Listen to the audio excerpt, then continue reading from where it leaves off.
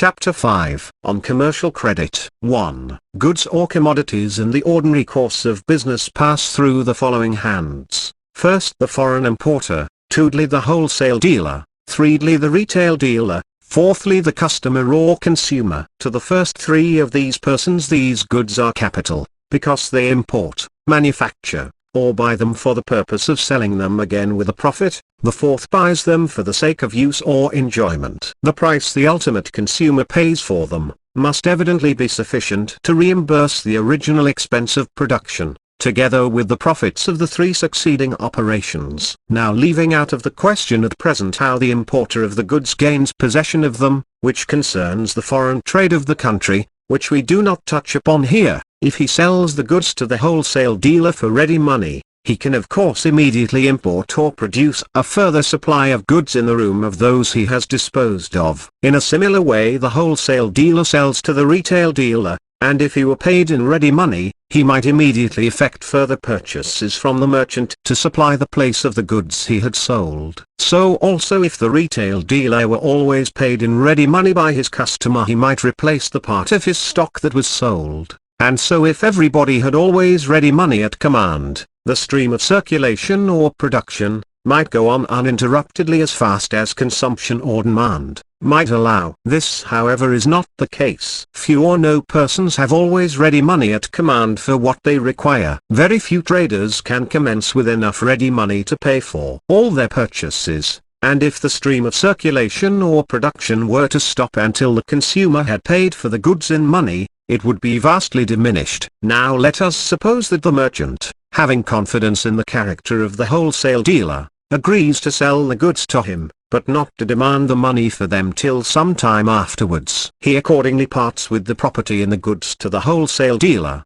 exactly as if he had been paid in money, and receives in return the right to demand payment at some time after date. Now the very same circulation of goods has taken place as would have been caused by money. The only difference is that the actual payment is postponed, and for this the merchant charges a certain price. This debt may be recorded in two ways. It may be simply recorded in the merchant's books, or else in a bill of exchange. But it is quite clear that the property is absolutely the same in whichever form it is, though one form may have more conveniences than the other. In a similar manner the wholesale dealer may sell for credit to the retail dealer, and this debt may be recorded in two forms, like the first, either as a book debt, or in a bill of exchange. As in the former case, the same circulation or production has been caused by credit as by money. Lastly, the retail dealer may sell to his customer on credit, and this debt may also be recorded in two forms, either as a book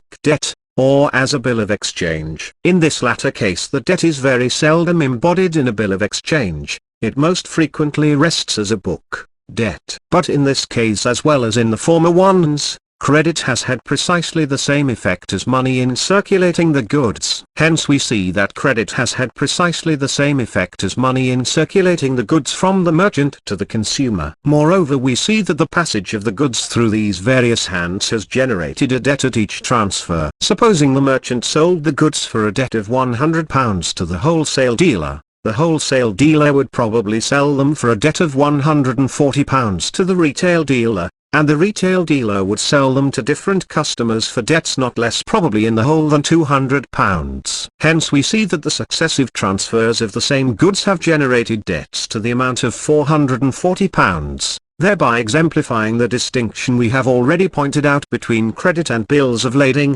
because if the goods had passed through 20 hands, the same bill of lading would always have accompanied them. 2. Now the debt for which the merchant sold the goods to the wholesale dealer is no doubt valuable property to him, because he knows that it will be paid in due time. It may moreover be exchanged for anything else, like any other property, if anyone will take it. But it is of no immediate use for what the merchant or manufacturer probably wants at the time, namely, money to buy more goods, or to pay wages and see. Moreover, though he may be quite satisfied as to the safety of the debt, from his knowledge of his customer, it does not follow that others who don't know him will. Consequently such a debt would not be well adapted for general circulation, and therefore it would be of no use towards further production. In a similar way the debt for which the wholesale dealer sold the goods to the retail dealer, would not be well adapted for general circulation and therefore could not conduce further to production. The debts due by customers to retail dealers seldom do conduce to further production, because they are most frequently merely in the form of book debts. Now the merchant would probably sell to a great number of wholesale dealers whose debts would fall due at different times, and therefore a certain stream of money would always be coming in to enable him to continue production. Similarly, the wholesale dealer would sell to a great variety of retail dealers whose debts would fall due at various periods, and so a certain stream of money would always be coming in to enable him to continue production. Similarly, the retail dealer sells to a great variety of customers, a great many of whom pay him ready money at the time of the purchase, as casual buyers, and his customers to pay him money, by which he can continue to make purchases and keep up the stream of production. And therefore this would greatly facilitate circulation or production. Credit, so far even as this would be of great assistance to production, and the vast amount of it generated in this manner would be valuable property to its owners. But it is manifest that it would be of no further immediate use to them. It might therefore be aptly compared to so much dead stock. The next grand improvement would be to make this dead stock negotiable, or exchangeable. The next great step is to make the debts themselves saleable commodities, to sell them either for ready money, or for other debts of more convenient amount, and immediately exchangeable for money on demand, and therefore equivalent to money. 3. There are two classes of traders whose especial business is to buy these commercial debts, and so to give activity and circulation to this enormous mass of valuable property, and to convert it from dead stock into further productive power. The first class of these traders are called bill discounters, that is, buyers of debts. They buy these debts with money. The second class are called bankers, and they buy these commercial debts by creating other debts payable on demand. Banks, then, as far as regards our present subject, are shops opened for the purpose of buying these commercial debts. The merchant draws a bill upon the wholesale dealer, who accepts it, and thus becomes the principal debtor on the bill. The merchant then takes the bill for sale, or discount, as it is technically termed, to his banker. It is usual to make bills payable to the drawer, or his order, which is signified by his writing his name on the back of the bill. The merchant therefore writes his name on the back of the bill, and sells it to the banker, and this operation is termed endorsing the bill. But the endorsement has another effect besides merely assigning over the debt to the banker, for unless specially guarded against, it makes him a surety for the payment of the bill, in case the acceptor does not pay it.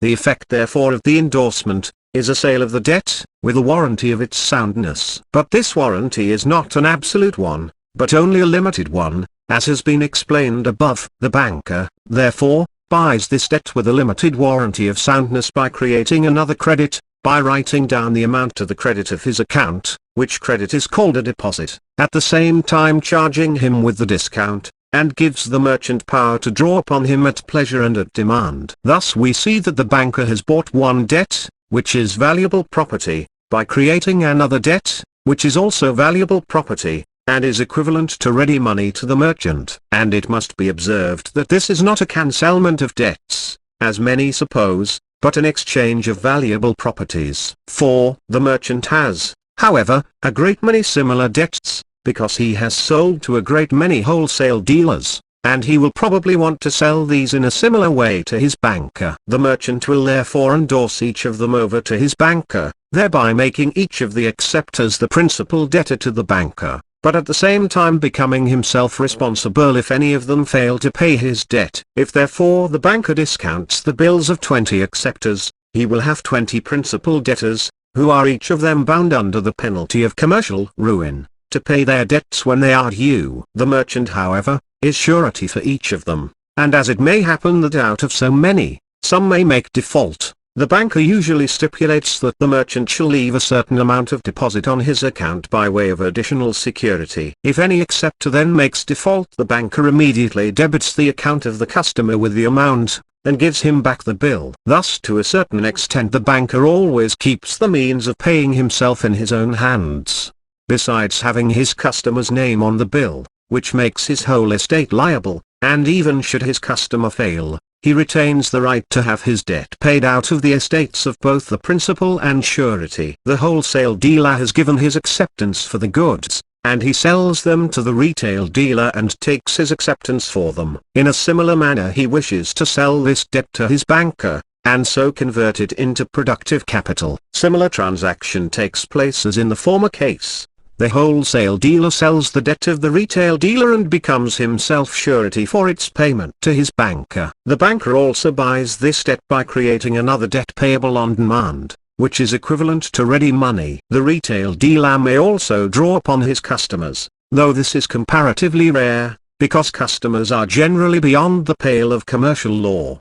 By these means we see that the dead stock of commercial debts is converted into productive capital. The merchant and the wholesale dealer have now the full command of ready money for any purchases they require, and can continue the stream of production without interruption, and as their bills fall due, all they have to do is to give an order on their banker. 5. These are the fewest number of hands that goods in the ordinary course of business pass through, and it is clear that in their passage from the manufacturer to the customer they will give rise to at least 2 bills, sometimes to 3. They are all regular business bills, they originate from real transactions, and they are what are called real or value bills, and they are what rise out of the regular and legitimate course of business, and are the great staple of what bankers purchase. It is a very prevalent belief among commercial men, that business bills are essentially safe, because they are based upon real transactions and always represent property. But the foregoing considerations will dispel at once a considerable amount of the security supposed to reside in commercial bills on that account, because we have seen that in the legitimate course of business, there will generally be 2 bills afloat, originating out of the transfers of any given amount of property, so that in the ordinary way there will be twice as many bills afloat as there is property to which they refer. 6. We must refer to the next chapter for an exposition of the mechanism of banking, showing how the creation and exchange of debts is made in modern commerce to perform the part of money. We will only observe here, that the manufacturer, the wholesale dealer, and the retail dealer, may all be customers of the same bank, and if they all have their bills discounted by it, it will purchase a whole series of debts arising out of the transfers of the same property.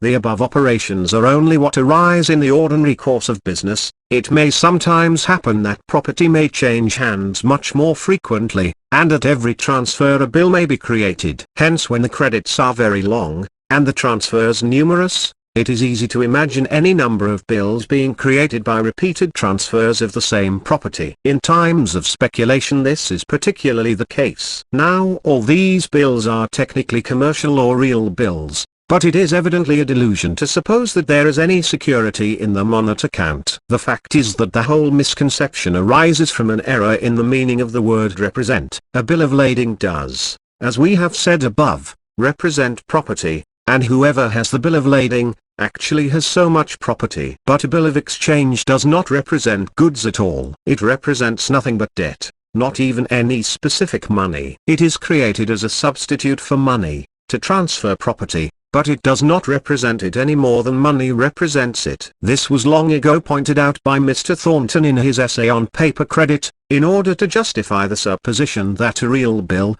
as it is called, represents actual property. There ought to be some power in the bill holder to prevent the property which the bill represents from being turned to other purposes than that of paying the bill in question. No such power exists. Neither the man who holds the bill, nor the man who discounted it, has any property in the specific goods for which it was given. This is perfectly manifest. It is both contrary to the law and the nature of bills that they should be tied down to any specific goods, and it shows that the real security of the bill consists in the general ability of the parties to it to meet their engagements, and not in any specific goods it is supposed to represent, the value of which is vague or illusory, and impossible to be ascertained by anyone who holds it or discounts it. 7. The distinction between bills of lading and bills of exchange is of so subtle a nature, but is of such momentous consequence, that we may illustrate it further. The preceding sections show that any given amount of property may, by repeated transfers, give rise to any amount of bills, which are all bona fide, just for the same reason that every transfer would require a quantity of money equal to the property itself to transfer it. Then, Even supposing the price remained the same at each transfer, it would require 20 times £20 to circulate property to the value of £20 20 times. But also £20 by 20 transfers may circulate property to the value of 20 times £20. So also a bill of exchange may represent the transfers of many times the amount of property expressed on the face of it. This is the case whenever a bill is endorsed or passed away for value, and the bill represents as many additional values expressed on the face of it as there are endorsements. Thus let us suppose a real transaction between A and B. A draws upon B. That shows that the bill has effected one transfer of property. A then buys something from C. It is clear that C might draw upon A, in a similar way that A drew upon B. But instead of that, A may transfer the bill on B. By endorsement, it has now effected two transfers of property. In a similar way may buy from D, and in payment of the property may endorse over the bill to D.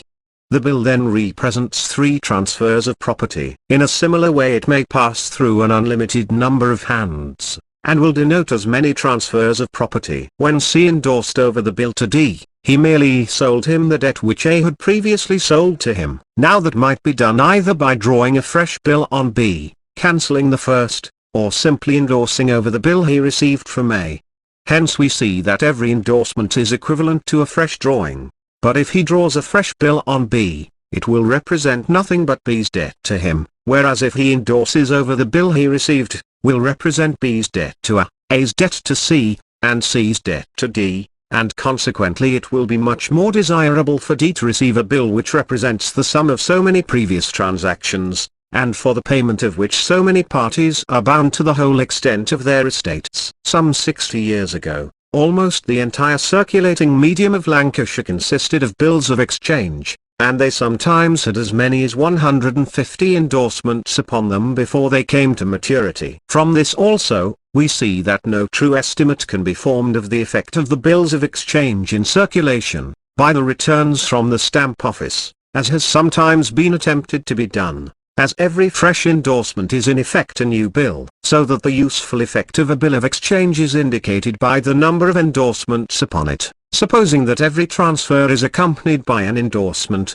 which is not always the case. We see here the fundamental difference between bills of lading and bills of exchange, because the endorsements on the former denote the number of transfers of the same property, the endorsements on the latter denote the number of transfers of different property. 10 endorsements on a bill of lading show that the same property has been transferred 10 times, but 10 endorsements on a bill of exchange show that 11 times the amount of property has been transferred once. 8. We have shown that the prices of all commodities are universally governed by the law of supply and demand at all times. If the supply be excessive, nothing can prevent the price from falling to any state of depression, until it becomes absolutely unsaleable.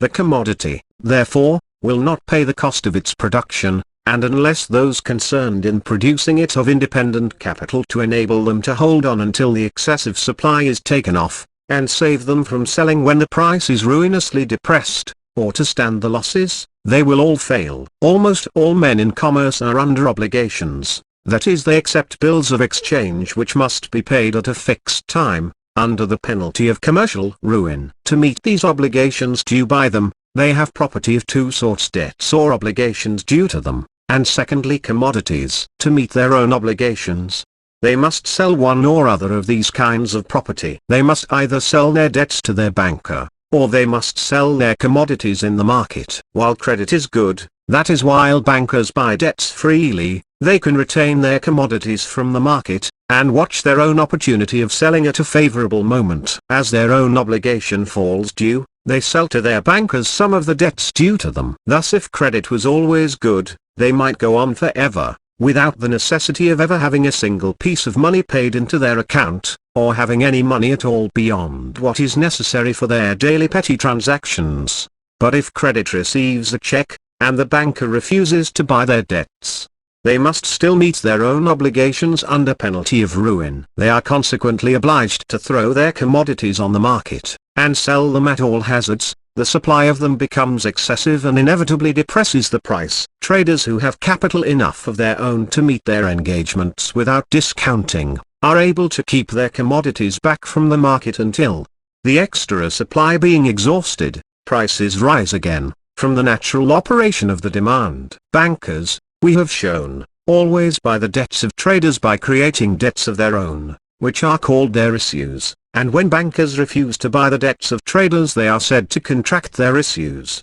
Consequently, a contraction of issues, or of discounts, is generally followed by a fall of prices. And this fall in prices happening coincidentally with a contraction of issues, is frequently supposed to be caused directly by the diminished amount of currency compared to commodities, which is to a great extent erroneous, because it is in reality caused by the extra quantity of commodities, which a refusal to discount debts causes to be thrown upon the market. 9. We see then how utterly impossible it is to ascertain the precise effect of the contraction of issues of banks upon prices, because the change is principally produced by the quantity of produce which traders are compelled to sell to meet their engagements, when the negotiability of their debts receives a check, and, of course, similar circumstances not only compel traders to sell, but prevent others from buying. Consequently the supply is greatly increased, and the demand greatly diminished. If however the holders of one commodity are possessed of much independent capital,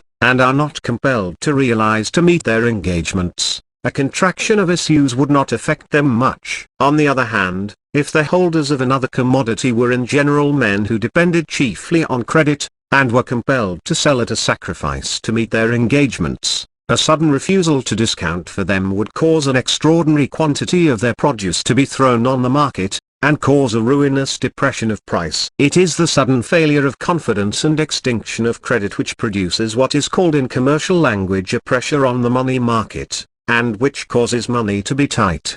When money is said to be scarce, it does not mean that there is a smaller quantity of money actually in existence than before. There may be more, or there may be less in the country. No one can tell what the amount of money in existence is, but a great amount of credit which serves as a substitute, and was an equivalent for money, is either destroyed altogether, or is suddenly struck with paralysis, as it were, and deprived of its negotiable power, and, therefore, practically useless. A vast amount of property is expelled from circulation, and money is suddenly called upon to fill the void. When a new field of commercial adventure is found by sagacious discoverers, or a new market is suddenly thrown open by a change in the commercial policy of foreign nations, the first adventurers usually reap enormous profits. As soon as this becomes known, a multitude of other speculators rush into the same field, excited by the profits reaped by the first. Numbers of merchants and traders purchase commodities on credit,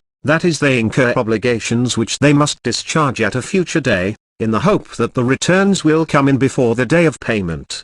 But the immense quantity of goods poured in usually gluts the market in a short time, and, from the excess of supply, prices tumble down often to nothing, so that the goods become unsaleable and either no returns at all come in, or such as are quite inadequate to meet the outlay. When this occurs it is called overtrading, and when this has been extensively practiced, it is necessarily and inevitably followed by a great destruction of credit, and a great demand for cash. Thus credit is destroyed faster than operations can be reduced in proportion. Those traders who have not received the returns they counted upon to meet their engagements, must raise money on any terms, and perhaps sell what property they have, at any sacrifice, to save themselves from ruin.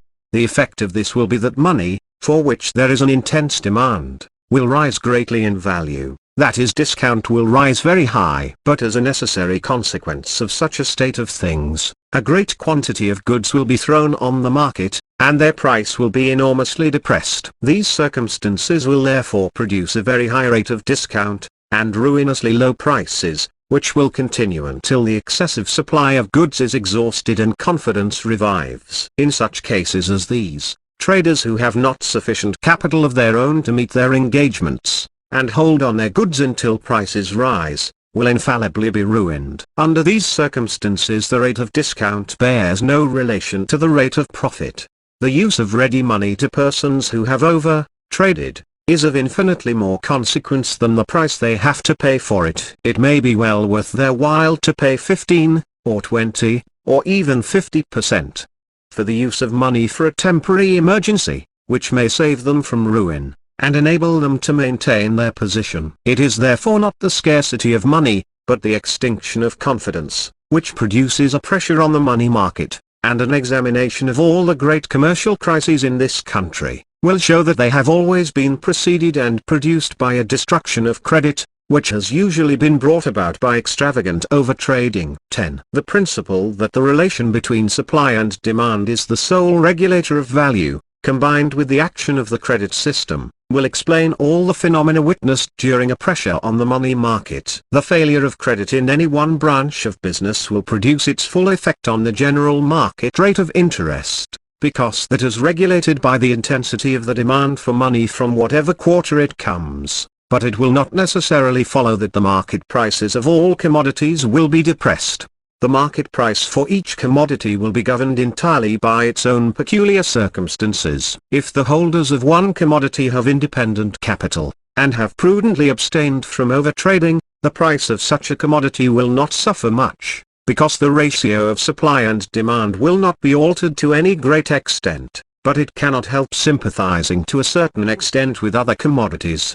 But if the holders of another species of commodity have overtraded, and depended too much on credit, without sufficient means they will necessarily be obliged to throw a great quantity of their produce on the market to realize, and this excessive supply will depress the price. And this effect will be increased because such are the very times when persons who have ready money are particularly cautious in buying, partly because they always hope the market will fall still lower, and they help to buy cheaper when prices have fallen to a minimum, and they certainly will not buy more of any commodity than they can help, which is diminishing in value, and partly because they must keep their ready money to maintain their own position. From these causes not only is the supply increased, but the demand is diminished, so that the fall is doubly aggravated. Thus we see at once that a falling market will always be well supplied, because people who must sell hasten to do so before the price falls still lower, and buyers hold aloof, waiting as long as they can to see the lowest. On the other hand, when markets are rising, the case is reversed. The sellers hold aloof, hoping the price will be still higher, and buyers crowd in hastening to purchase before the price rises more. A market which is desponding and inactive will usually continue so until people are persuaded that things are at the lowest, and are at the turn. It is evident that these considerations and observations apply to home produce, or at least to produce which is already in this country, and which can be thrown on the market immediately. In order to attract foreign produce, the market must rise high for a considerable time, with the appearance of continuing so. 11. Considering that any bill whatever which is drawn against bona fide produces in commerce technically a real bill, it will be seen at once that their supposed security is greatly exaggerated, because any operation, however foolish and absurd, is a good basis for a real bill. In times of rapid changes in price, multitudes of bills will be generated by speculative purchasers, and when the price falls as rapidly as it rose, as it usually does, it is simply occupate extremum scabies. Hence losses, and very severe ones too, are sure to happen in such times. But there is always this security, at least with real bills. When persons have speculated unluckily and lost their fortunes, they are brought to a standstill. When a man has ruined himself by speculation, no banker out of Bedlam would advance him more money to speculate with. Hence ill-judged speculation must stop a man's mischievous career in a comparatively short space of time, that is whenever he has lost the value of the goods he has been speculating with. We shall find in the next chapter, unfortunately, that traders have devised a method to extract funds from bankers to speculate with, by which they can go on long after they have lost all they ever had many times over, and adding loss to loss, until, perhaps, they may bring down their bankers, whom they duped and defrauded, as well as themselves. We have shown in the next chapter, that there are symptoms which will often indicate a commercial crisis. On credit employed for the purpose of forming a new product. 12. The operations on credit, which we have hitherto been considering, were all based on an anterior operation, or one in which an exchange of commodities was effected by the creation and sale of the credit, which credit was afterwards sold or exchanged for another credit. Such credit is therefore manifestly limited by operations which have been made, and by commercial exchanges. The number of bills created could by no possibility exceed the number of transfers of commodities, although they might be greatly less, because, as we have seen, a single bill might be used to effect many transfers of property. In all these cases, a debt has been created which was expected to be paid out of the proceeds of the sale of existing property. But since credit is, as we have shown, exchangeable property and a substitute for money, it is clear that it may be applied as well as money to bring new products into existence. The limits of it in this case will be exactly the same as those in the former case, namely, the power of the proceeds of the work to redeem the credit. As an example of such a creation or formation of a product, we may take such a case as the following. Suppose the corporation of a town wishes to build a market hall, but has not the ready cash to buy the materials, and pay the builders and workmen's wages. Be a matter of certainty, that if the market were once built, the stalls in it would be taken up immediately, and the rents received from them would liquidate the debt incurred in erecting it. But as the workmen cannot wait until that period, but require immediate cash to purchase necessaries, it is clear that, unless there is some method of providing ready money, they cannot be employed. In such a case, they might borrow money on their bonds repayable a future time. Now here we observe that these bonds are the creation of property. They are the right to demand a future payment, and are valuable exchangeable property, which may be bought and sold like anything else. In this case we observe there is an exchange. But the corporation need not borrow money. They might make their own obligations payable at a future date. And if these were made small enough, and were readily received by the dealers in the town, they might be used in the payment of the workmen's wages, and perform all the functions of a currency, and be equivalent to money. Each of them is a new right created, and valuable property which is exchangeable, and, therefore, wealth by the definition. They would be quite as efficacious in producing, or forming, the market hall as real capital. And the market hall itself would be capital, because it produces a profit. As the stalls were let and rent received for them, the bonds might be redeemed, and the debt cleared off. It is said that many marketplaces have been built by adopting such a plan. This case shows the utter futility of the notion that credit cannot be applied to the formation of products. And here we see it was not based on any anterior operation. 13. This is an instance of the creation of a product by credit, and not merely the transfer of an existing product. The result to the corporation would be precisely the same, whether they accomplish their object by borrowing real capital and paying interest for it, or by issuing bonds, bearing interest, payable at fixed periods. In the one case they would be liable to the full extent of their property to the persons from whom they had borrowed the money, in the other to those who held their bonds. If the operation was successful, its profits would in the first case pay the persons who had lent the money, in the second, the profits would pay the persons who held the notes, and extinguish the liability of the corporation. If the operation were unsuccessful, the corporation would equally have to make good the loss out of their general effects, either to the lenders of the money or to the holders of the notes. It would therefore be a matter of no consequence whatever to the corporation which way they adopted to accomplish the work, but it would be a matter of importance to the town at large, because, if they borrowed real capital to do it, that would by so much diminish the fund of moving power applicable to other species of industry, and raise its price. It is clear, therefore, that the second method would be so much clear addition to the capital of the community, and would therefore be most advantageous for them. This second method of utilizing credit, from not being based upon real capital, is an instance of what is usually called fictitious capital, a name of extreme inaccuracy, which too many persons are in the habit of using, from the hasty assumption that what is not real must necessarily be fictitious, and are more led away by a jingling antithesis of words than an accurate perception of ideas. If the bonds issued by the corporation were not redeemable, and represented nothing, the epithet fictitious would be accurate. But such is far from being the case. In both cases it resolves itself into the present value of a future payment. In the first instance, the obligation incurred by the corporation to the lenders of the money would not be limited to the specific capital they advanced, but would be a general charge on the whole property of the corporation. The bonds issued in either case would be precisely the same. They would confer upon the holders of them a general charge upon all the property of the corporation.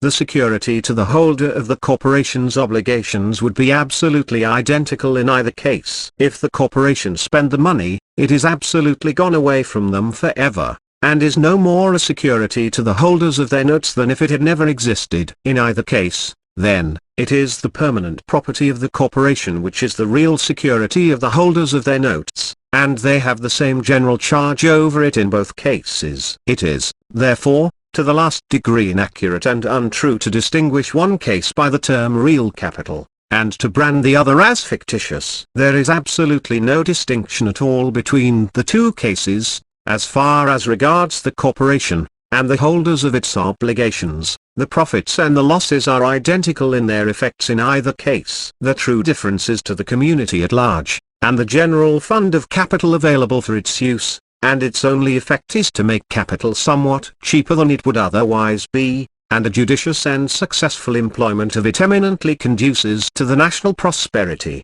The advantage of the second method is that it makes capital more abundant, and sometimes might provide it when not otherwise obtainable. If it was scarce, or otherwise occupied, it might not always be possible to obtain it. If nobody had money to lend, the second method might supply their want, and so long as it is practiced by judicious persons, and used in promoting successful operations, it is a great blessing. But it is just on this very point that it is liable to the most dangerous abuse. If the corporation were limited to the use of real capital advanced by some independent person, he would probably take into consideration the purpose to which it was to be applied, as well as the solvency of the corporation, and if he thought it injudicious, he would probably not advance it. There would therefore be so far a check upon them, but if they were totally destitute of control, and could embark in any operation, by simply writing a few promises to pay upon bits of paper, they may be led away into wild and dangerous speculations,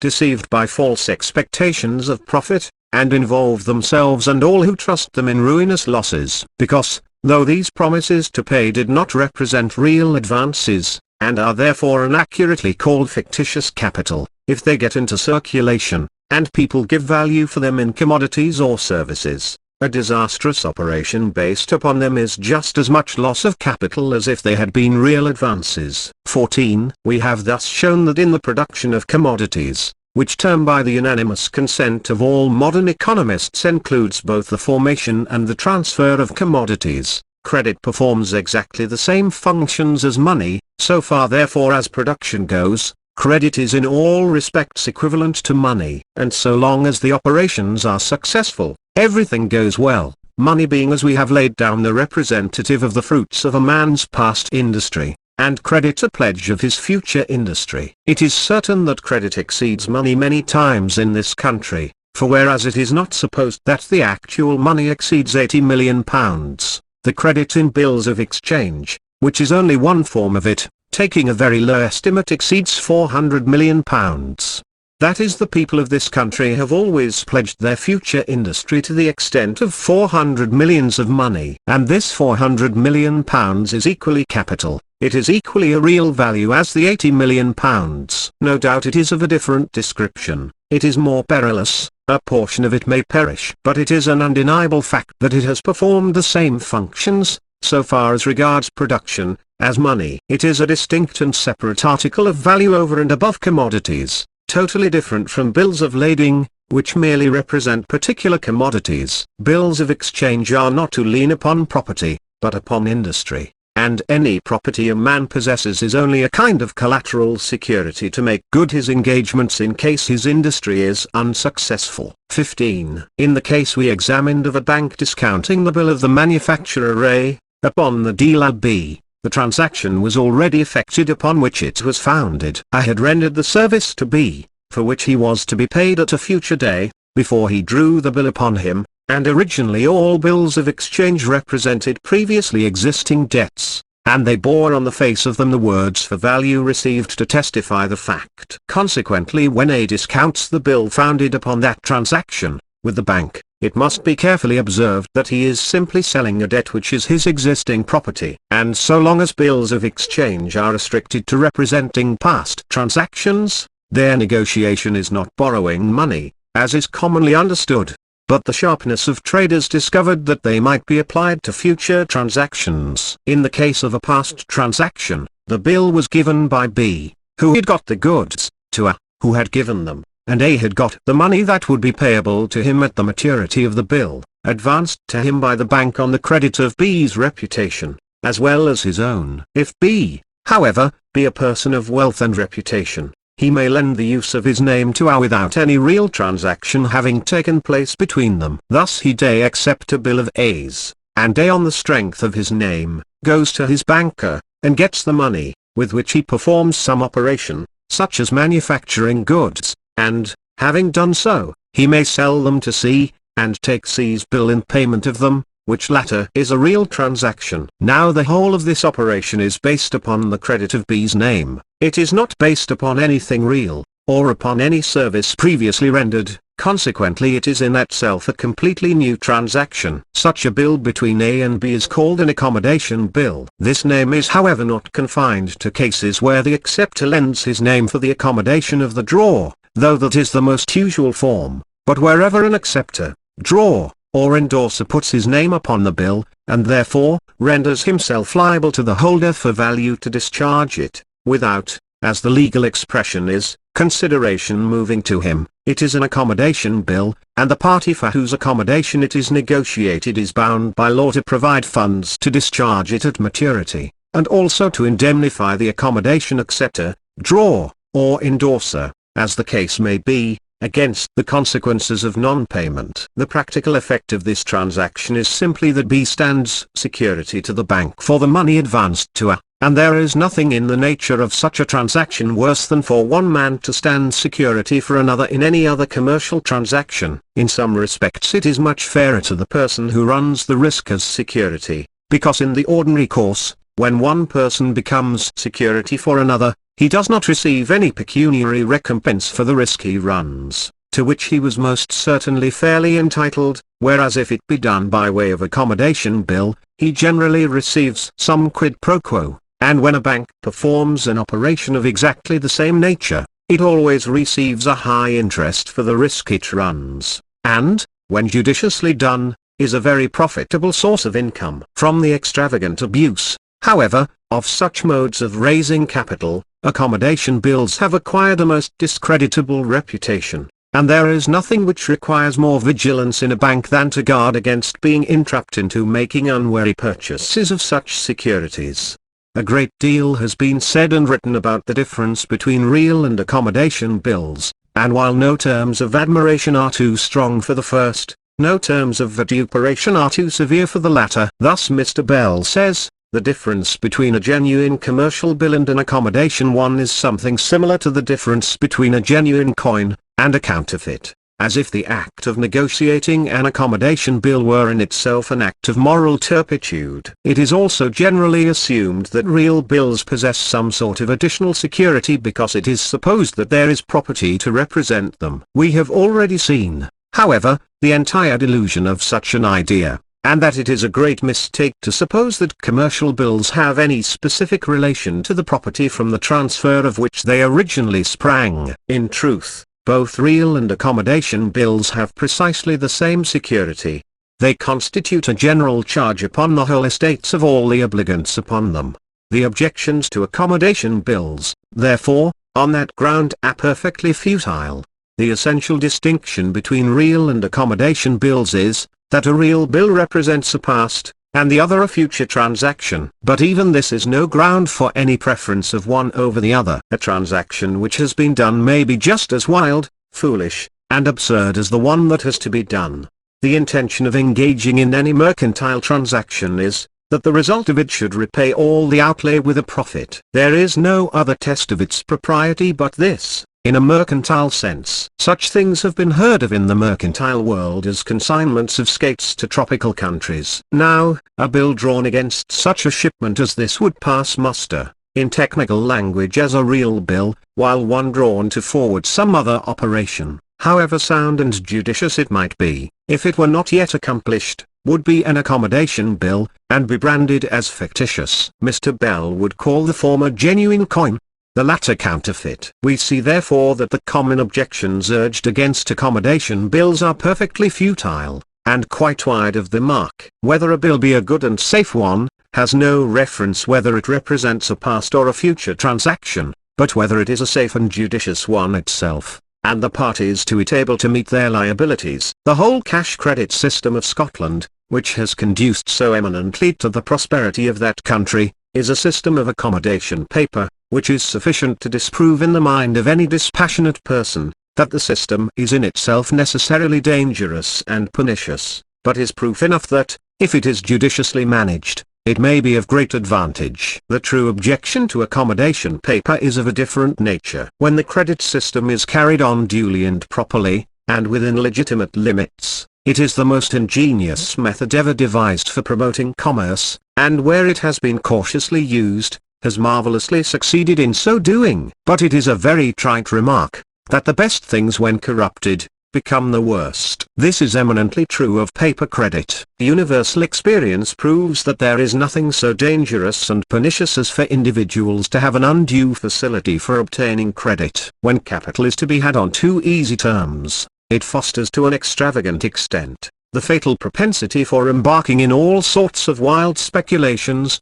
and pushing trade far beyond the possibility of being remunerative. The considerations we presented show the exaggerated ideas of the security of real bills. But there is at least this security in real bills, that as they only arise out of real transfers of property, their number must be limited in the very nature of things. However bad or worthless they may be individually, they cannot be multiplied beyond a certain extent. There is therefore a limit to the calamities they cause. But with accommodation paper there is no limit. A beggar may write upon bits of paper 1,000,000 promises to pay as easily as a Rothschild, and it is far more probable that he will do so, and man without a farthing is proverbially the most reckless, because when the bubble bursts, it is a matter of no consequence to him, he has nothing to lose. The misery and the ruin fall upon his unfortunate dupes. A man of real capital will be cautious in his operations. A loss to him will be real, but a man who is not worth a sixpence is indifferent whether he loses £1,000 or €1,000,000. This system of accommodation paper of different descriptions is one of immense importance in modern commerce,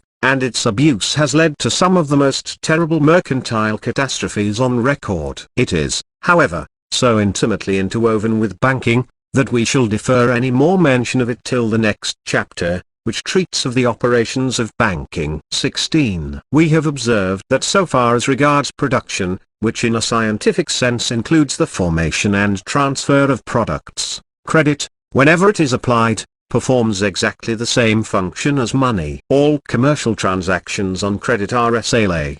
The absolute property of the article passes from the vendor to the purchaser just exactly as if the price had been paid in money. The only difference to the purchaser is that his profits are less, because the credit price is higher than the money price. So long as matters proceed smoothly, and transactions are profitable, the bills generated by commerce are equivalent to so much money. The difference arises when the sales are unprofitable and losses ensue. If the wholesale dealer buys from the manufacturer with ready money, and the speculation is unfortunate, the whole loss falls upon the dealer. The manufacturer does not lose, he has got his money. But if the manufacturer sells for credit and the speculation is unfortunate, and a loss ensues, or if the wholesale dealer fails from other reasons, the loss may fall upon him. When he has sold on credit to the dealer, his power over the goods is absolutely gone, and if the bill is unpaid he cannot reclaim the goods, even if they are still in the possession of the purchaser. He has no more claim to them than any other creditor. Consequently, if the dealer has not sufficient funds to pay his debts, the loss falls upon the original manufacturer. In this then consists the whole difference between sales on credit and sales for money, that if losses ensue, they may be differently distributed. No doubt the manufacturer finds that a bill of exchange is not so negotiable as a banknote or money, but it is of the same nature, and must be placed in the same category. The money is nothing but a bill upon the whole community. Good bills do, to a considerable extent, circulate in commerce like money, but the manufacturer generally finds it more convenient to sell the bill to his banker, and how the banker buys it will be explained in the next chapter. Now we have shown that capital, in its most general sense, is not any particular thing, but simply an economic quantity, be it currency or anything else, employed in reproductive operations. In its general sense, it is the purchasing power of the merchant, or it is the moving power at his command to generate a circulation of commodities, out of which he reaps his profits. The money he has is the fruit of the services he has formerly done to the community. Credit is also the power he has of drawing the goods from the possession of the manufacturer, and is the pledge of his skill in rendering future services to the community, by discerning their wants and supplying them. The effect upon the market and upon prices is exactly the same whether purchases, that is circulation of commodities, be generated by credit or by real capital, and the profits and losses are exactly the same to the community, whether the operation be effected by credit or by real capital. Hence it is seen how mercantile credit is mercantile capital. It has frequently been observed that all great inventions have an equalizing tendency. The invention of gunpowder equalized the condition of the poorest foot soldier and the wealthiest knight, and it destroyed the supremacy of the knights. The invention of printing opened up the paths of knowledge to the poorest as well as to the rich, and destroyed the supremacy of wealth in the acquisition of science. The invention of steam and railroads has equalized the means of locomotion to the humble and to the wealthy. So the invention of credit has destroyed the supremacy of money, and has provided the means for the most humble to place his foot on the ladder of opulence. It is a matter of common observation that nothing is so difficult as the first step to wealth, that many men could get on if they could only make a beginning. Now credit supplies the means of attaining that first step to all. Credit is a mighty power, and no doubt, like other great engines, is liable to be abused, but it is entitled to take rank with gunpowder, printing, and steam, among the marvels of human ingenuity, and it has been the chief cause of the magnitude of modern commerce,